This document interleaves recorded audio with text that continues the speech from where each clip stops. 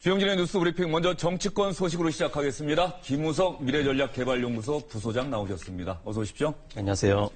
그리고 SBS 보도국 정치부의 민성기 원일이 민성기 선임기자 함께합니다. 두 분도 어서 오십시오. 안녕하세요. 안녕하세요.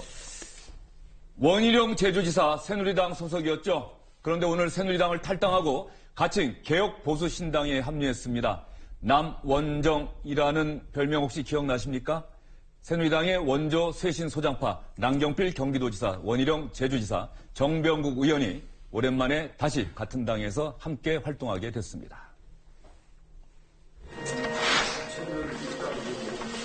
저는 오늘 새누리당을 떠나 제가 하나 드려야죠.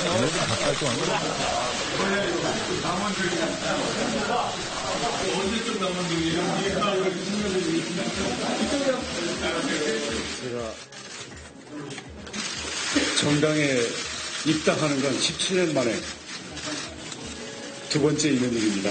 우리가 집을 살다가 이사를 가도 자리를 잡으려면 상당히 시간이 걸리고 손이 많이 갑니다. 많은 국민들과 함께할 새로운 집을 짓기 위해서 애쓰고 계신 여러분들 정말 고생 많으셨고 정말 기쁜 날입니다. 13년 전에 엄동설안에 천막당사를 치면서 새누리당의 전신이었던 한나라당을 다시 세우기 위해서 앞장을 섰던 우리 원희룡 지사께서 함께 신당 창당에 동참하신 것 정말 환영드립니다.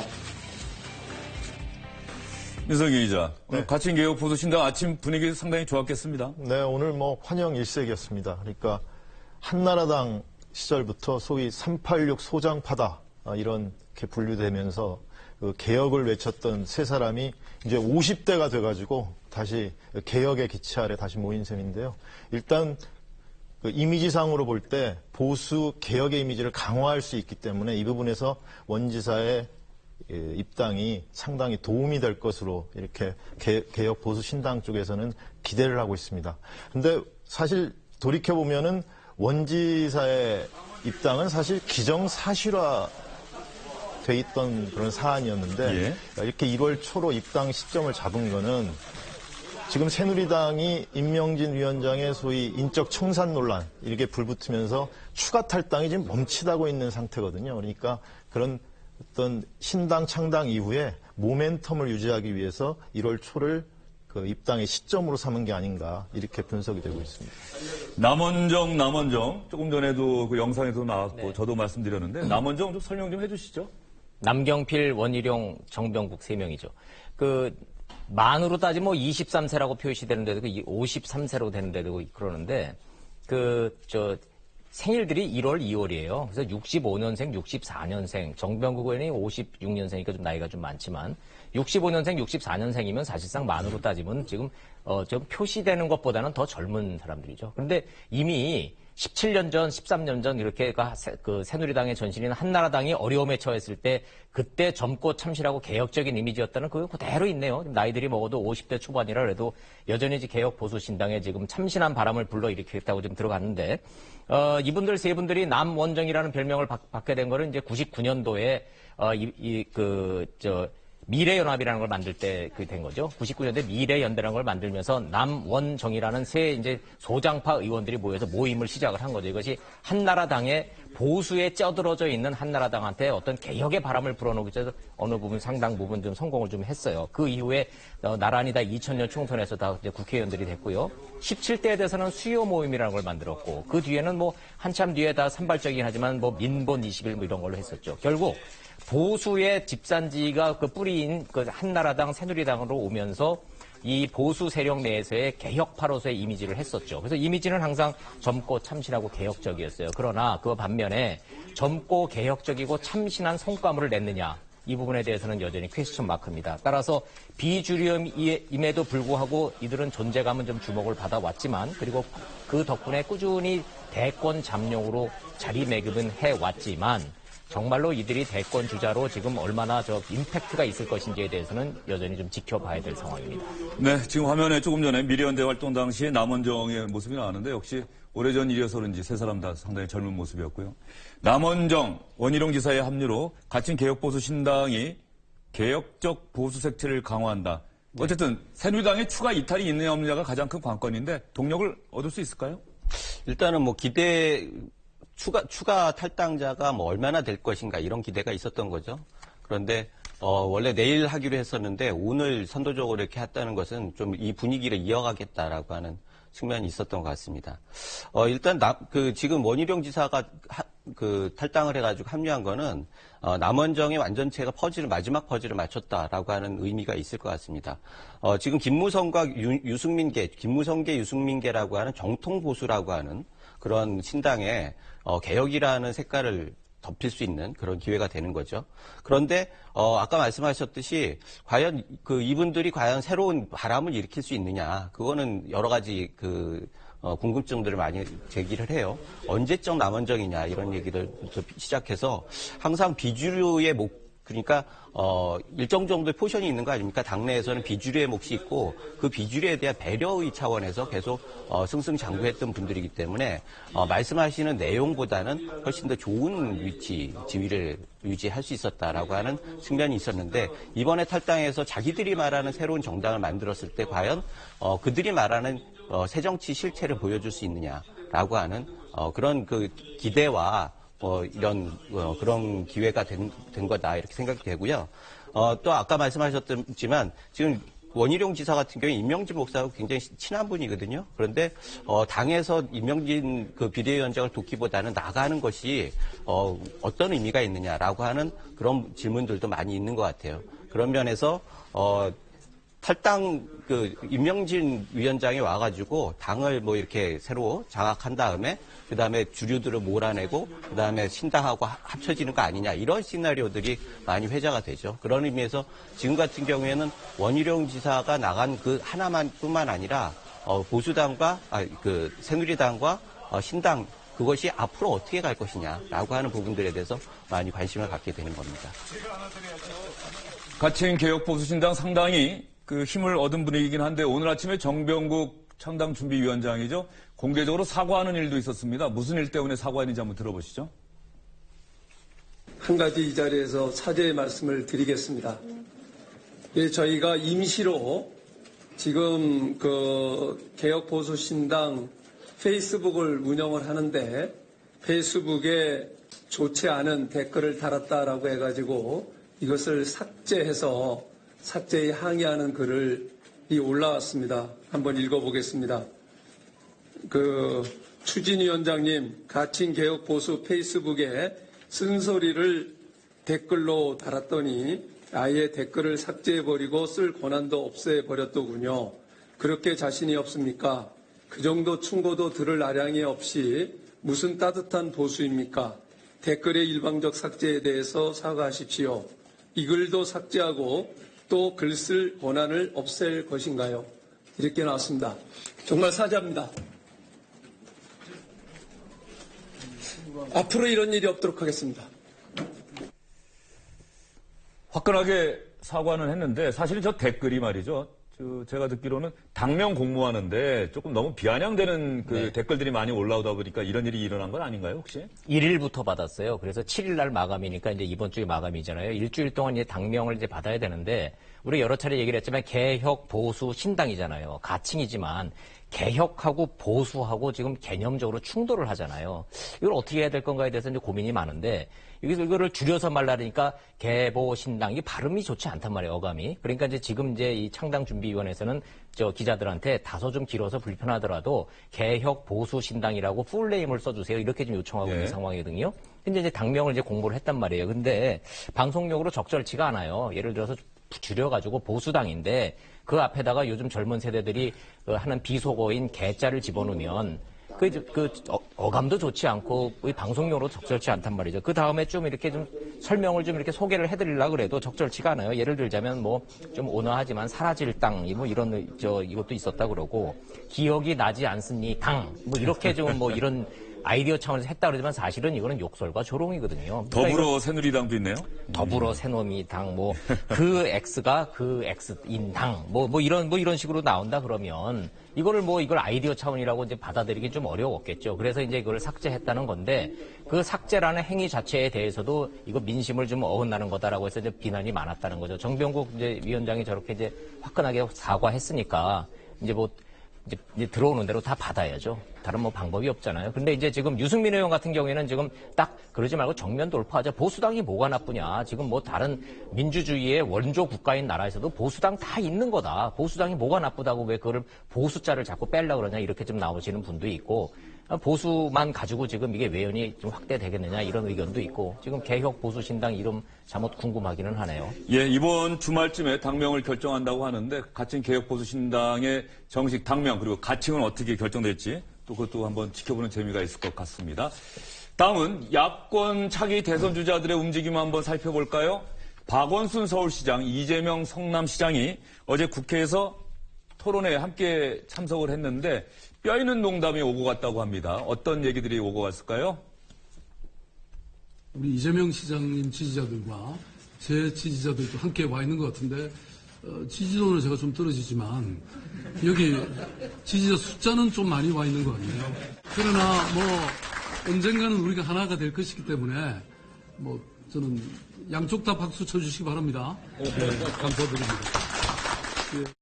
박원순 시장님이나 저나 똑같이 인권운동했고 똑같이 시민운동했고 경력은 제가 시장 경력은 1년이 더 빠르긴 한데 워낙 대규모 서울시장을 맡고 계셔서 민석기 기자는 저 두 사람의 오고 가는 덕담 같은 농담 어떻게 들으셨습니까? 두 분 다 협력의 측면과 경쟁의 측면이 같이 있는 것이죠. 지금 문재인 전 대표가 민주당에서는 가장 앞서가고 있고 두 사람은 지금 뒤쫓아가는 입장이기 때문에 당장 경선 룰을 어떻게 할 것이냐 이 문제에서부터 두 사람이 연대의 필요성은 있는 것이죠. 그렇지만 결국은 그럼 누구를 밀 것이냐 이 문제에 부딪힐 텐데 우리 박원순 시장은 내가 나이도 많고 큰데 광역 시장이니까 나 먼저 형님 먼저 이러는 거고 또 이재명 시장은 지지도가 앞서 있으니까 지지도로 합시다 이렇게 나올 테니까 두 분이 거기까지 연대하는 쪽으로 가는 데는 상당한 시간과 과정이 좀 필요할 것 같습니다. 또 나온 얘기가 박원순 서울시장이 이재명 성남시장이 서울시장을 하고 이번에 대통령 선거는 내가 나가는 게 어떻겠느냐 이런 얘기도 했다고 하더라고요.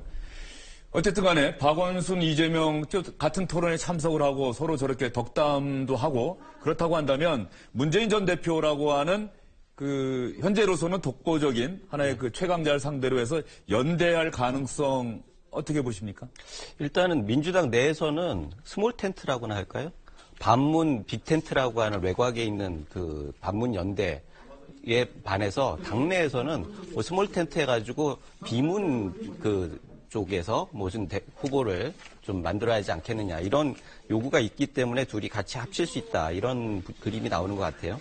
그런 면에서는 둘 다 나름대로 욕구들이 있겠지만 지금은 이재명 시장이 조금 앞서는 거 아닌가. 원래 이재명 시장은 많은 사람들이 이 탄핵 정국에서 급속도로 이게 인지도나 지지도가 올라가면서 원래는 성남시의 3선 시장을 노렸는데 경기도지사까지 바라본다. 그리고 이번에 바로 대선으로 간다. 이렇게 해가지고 급속도로 이렇게 지지도가 상승했거든요. 이 기세로 보면은 아무래도 박원순 시장보다는 좀 유리하지 않겠느냐 그런 생각이 들고요. 실제로 박원순 시장은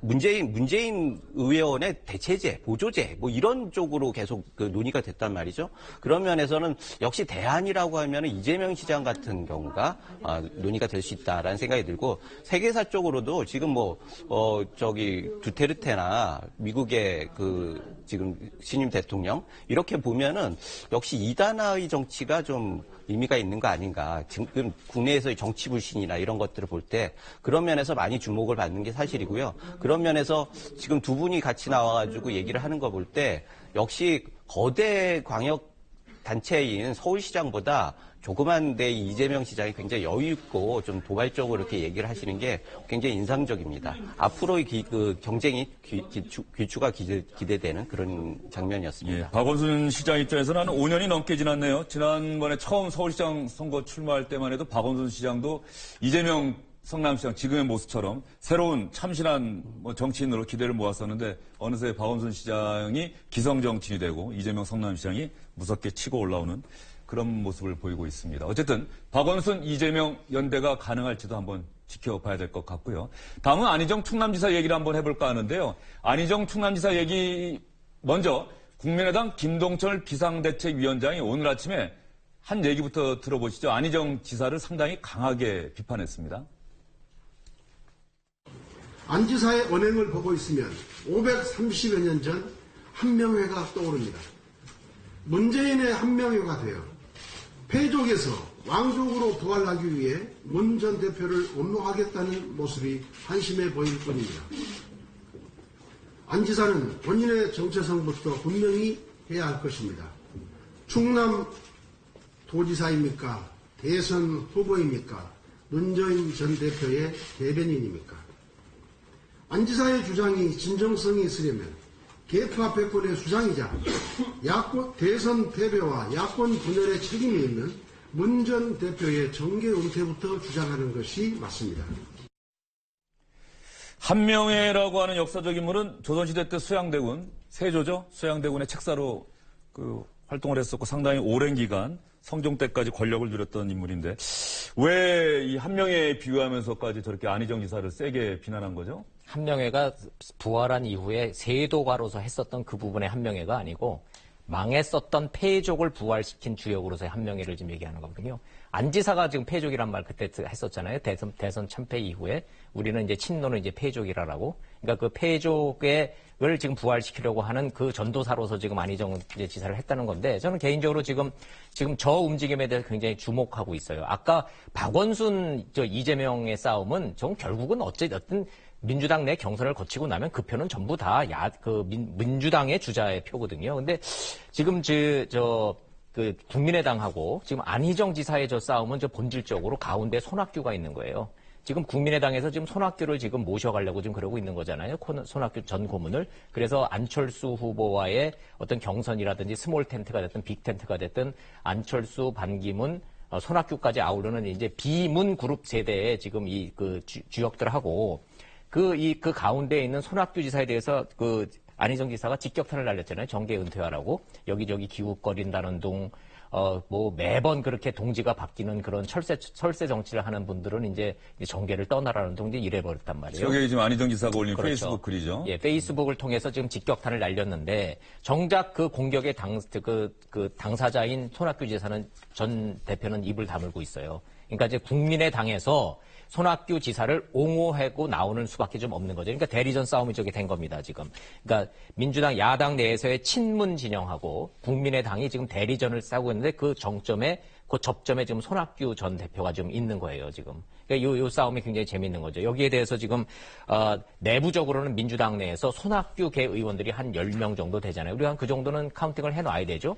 그러니까 손학규 지사가 흔들리면은 민주당 내에서의 이른바 손학규계 의원들 10명 정도가 탈당성도 나오고 있고 흔들릴 가능성도 있다 그러니까 민주당 내에서는 이거를 차단할 수밖에 좀 없는 거고 이게 이제 친문과 비문 사이에 어떤 대리전 양상으로 좀 가고 있는 겁니다. 굉장히 재밌는 싸움이에요. 지금. 그렇다고 한다면 어쨌든 손학규 전 지사 측에 또 손학규 전 지사를 돕는 의원들이 비판하는 거는 좋은데 국민의당 대표가 안희정 지사를 비판했다. 이건 어떻게 보면 대리 비판이란 말이에요. 손학규 전 지사가 현재 국민의당 소속도 아닌데 그렇다고 한다면 손학규 전 대표, 전 지사가 국민의당과 연대하거나 어쨌든 같은 당이 될 가능성이 있어서 저러는 건가요? 소위 제3지대 빅텐트론과 관련해서 얘기가 나오면 가장 지금 서로 얘기가 자주 오가는 게 손학규 전 대표와 지금 당대표 출마 선언한 박지원 의원이 항상 얘기를 많이 하고 있다는 얘기가 지금 계속 정치권에 떠돌고 있거든요.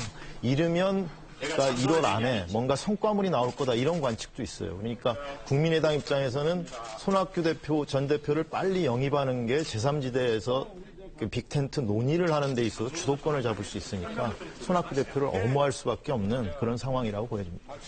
손학규 전 대표 즉 이찬열 의원이 안희정 지사를 비판한 글이 있긴 있어요. 저희가 한번 준비를 해봤는데 아까 조금 전에 얘기했던 김동철 국민의당 비상대책위원장과 비슷한 얘기입니다. 거의 똑같죠? 이렇다고 한다면 마치 이찬열 의원, 손학규 전 지사 측하고 국민의당 김동철 비상대책위원장이 같은 얘기, 사전에 마치 협의한 것처럼 안희정 지사를 비판하는 내용이 거의 똑같은데 이런 내용이 계속되니까 안희정 지사와 저희 팀이 한번 전화를 해봤습니다. 그런데 손학규 전 대표에 대해서는 어쨌든 매년 해가 바뀔 때마다 대선이 새롭게 열릴 때마다 다른 사람들과 또 손을 잡는 이런 것들이 과연 새로운 정치냐. 이제 손학규 전 지사의 시대는 다 간 것 아니냐. 그래서 정계에서 은퇴를 해달라. 이미 또 정계 은퇴도 선언했던 분이고요. 또 하나 안희정 지사가 이런 비판을 받고 나서 더 세게 나간 게 있습니다. 안희정은 차차기를 노리고 이번에 한번 도전해보는, 시험 삼아 도전해보는 것이 아니라 정말로 이번에 대한민국 대통령이 되겠다는 생각으로 도전하는 것이다. 이런 글도 올렸는데요. 그 생각과 관련해서 안희정 전 지사와 통한 내용 한번 직접 들어보시죠. 아직도 많은 곳에서 안희정 당신은 차차기 아닌가 이런 반문들을 받곤 합니다. 그래서 저 이번에 진심을 다해서 도전합니다 하면 다들 놀랍니다. 정말요? 이렇게 물어봅니다. 그래서 그건 제가 다시 한 번 더 공식적으로 얘기를 해야 되겠다. 그래서 오래전서부터 언제 이 얘기를 다시 한 번 더 드려야 되는데 생각하고 있었던 글입니다. 그래서 오늘 아침 올리게 됐습니다. 저는 이번에 도전합니다. 차차기로 연습 삼아서 도전하는 게 아니라 제 진심을 다해서 사력을 다해서 도전합니다. 도와주십시오. 이렇게 말씀드린 거죠. 김우석 부소장, 안희정 지사의 경쟁력, 지금 상당히 야권에서 많은 사람들이 안희정 지사를 주목하고 있긴 한데. 그렇죠. 지금 문재인 대표에 대해서는 한번 검증 끝난 거 아니냐라고 하는 얘기를 하면서 친노가 친문이 됐는데 사실 범친노계에서는 다음 주자는 안희정 아니냐라고 하는 얘기들이 끊임없이 나왔어요. 이번에 탄핵 국면에 있어서도 대부분 회의론이 있죠. 문재인 대표에 대해서. 정치적으로 여러 가지 엇박자도 내고 실패, 패착도 두고 하면서 그런 면에서는 기회가 있다. 이렇게 판단하는 것 같고, 그 다음에 지금 보면은 안 지사가 저렇게 얘기하는 거는 사실은 본인이 정치적으로 굉장히 주목받고 싶은 것도 있을 거예요. 다음 대선에서도 의미 있는 역할을 하고, 또 그 다음에 지방선거가 내후년에 있지 않습니까? 그런 과정에 있어서 자기 이름값을 높이겠다는 의도도 틀림없이 있을 테고, 또 친노 내에서 경쟁을 함으로써 결국 친노 패권을 계속 유지해야겠다라는 내부의 요구들도 있을 겁니다. 그런 면에 있어서는 안희정 지사가 굉장히 영리하고 전략적으로 잘 접근하고 있다라는 생각이 드는데, 문제는 문재인 대표죠. 문재인 대표가 정말 본인이 다음 대안이라고 하는 것을 증명해내지 못한다라고 하면은 안희정 지사마저도 대안이 되기는 굉장히 어렵다. 결국은 친노가 무너지면 안 지사도 무너질 것이다라는 예측들이 많고, 그 빈자리를 누가 채울 것이냐를 두고 더민주당 내에 아까 말했던 이재명이나 박원순 이런 분들이 경쟁을 할 테고, 그렇게 되면 민주당도 사실 굉장히 어려워지는 거죠. 반문연대라고 하는 게 외부에 생길 것이기 때문에 그런 면에서 지금 결국은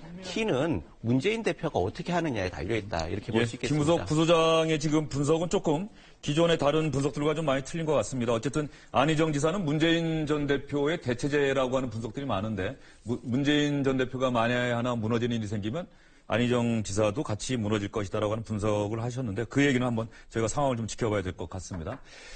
반기문 전 유엔 사무총장, 어쨌든 간에 요즘 정치권에서 가장 뜨거운 인물이라고 할 수 있겠죠. 대한민국에 있지도 않은데 여전히 미국 뉴욕에 있는데도 반기문 전 사무총장 얘기는 끊임없이 나오고 있습니다. 오늘 뉴욕 특파원들과 만나서 한 얘기 저희가 자세히 여러분께 들려드리겠습니다. 1월 12일 목요일 오후에 아마 5시 반경쯤 되는데 아시아나 에어라인 편으로다 귀국하려고 좀 계획을 하고 있습니다. 정치를 하게 되시면 어떤 세력들과 함께 하실 수 있다고 생각하십니까? 그런 문제는 제가 현재는 답변 드릴 만한 위치에 있질 않고요. 다음에 서울 가서 여러분들도 좀 만나보고 또 국민들의 여러 가지 말씀에 그 경청을 하고 그런 후에 적당한 계기에 결정을 해야 되겠죠. 사무총장으로서 10년간 근무하면서 느끼고 경험한 거는 모든 일을 대화를 통해서 하고 또 가급적 광범위한 그 사람들하고 또 그룹하고 의견을 교환하는 것이 가장 바람직하다. 우리나라에 지금과 같은 어려움이 온 것도 사실은 서로 대화를 안 하고 흔히들 소통 부재라고 하지 않습니까? 그러니까 직무 정지가 되셨기 때문에 그래서 가능하면 제가 이제는 귀국해서 기회가 되면 한번 전화라도 드리고 이렇게 하고 있습니다. 저는 다른 의도가 있는 건 아닙니다. 원일이 기자, 반기문 전 사무총장이 점점 이렇게 말이 더 늘고 있어요, 이렇게. 말이 많아지셨네요. 5시 반 귀국이라고 하더라도 시간까지 정확히 하시는 것은 마중 나오라는 얘기로 들리기도 하는데 어쨌든 저 마포에 지금 큰 사무실도 지금 얻었다고 그러고요.